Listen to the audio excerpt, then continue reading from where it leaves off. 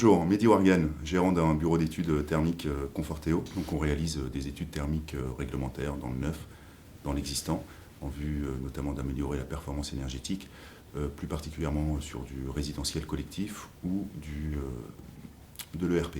Les difficultés que l'on rencontre dans l'amélioration énergétique des bâtiments existants consistent dans le fait qu'on ne part pas d'une feuille vierge. Autrement dit, il faut composer avec le bâtiment et ses contraintes. Alors, chaque bâtiment est un prototype. On rencontre des bâtiments qui sont plutôt faciles à traiter selon les années de construction, d'autres qui sont beaucoup plus complexes.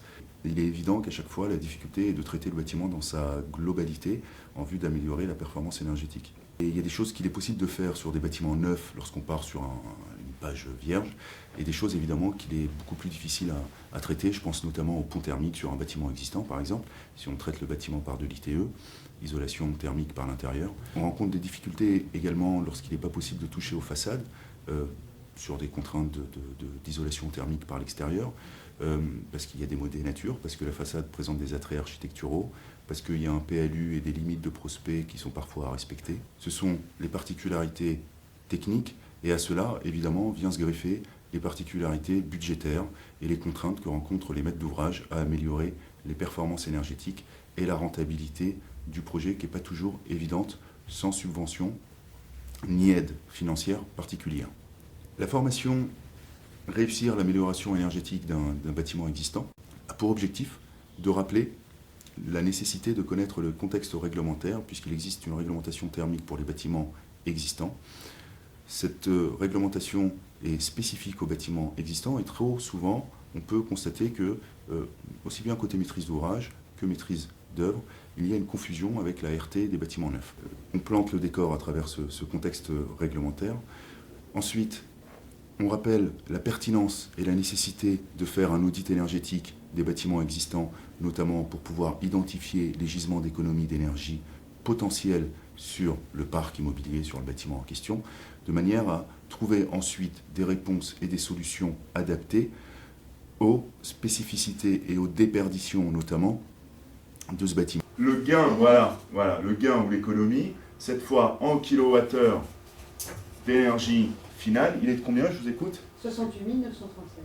Alors, 68 937 kWh d'énergie finale par an. Alors, pour l'ensemble, pour tout le bâtiment. On ne raisonne plus par mètre carré de chaîne, là, hein. On est sur l'ensemble du bâtiment. Ce qui va permettre, une fois identifié, de pouvoir hiérarchiser les travaux en vue de mettre en place un plan de travaux et d'aller chercher un gisement d'économie d'énergie là où c'est le plus rentable possible.